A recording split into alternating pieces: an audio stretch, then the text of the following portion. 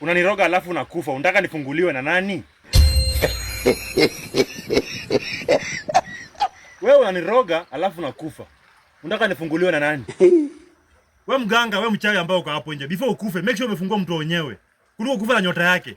Ndio maana yake napambana kutafuta pesa. Napambana kutafuta utajiri. Siipati. Kama sasa napambana kutoa hapa samaki. Lakini sijashika. Na mtu mwingine akikuja hapa anashika. Sababu wewe uliniroga na ukakufa na nyota yangu.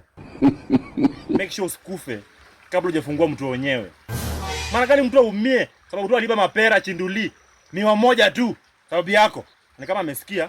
Angalia tilapia hapa, ni kama nimeshika tilapia hapa.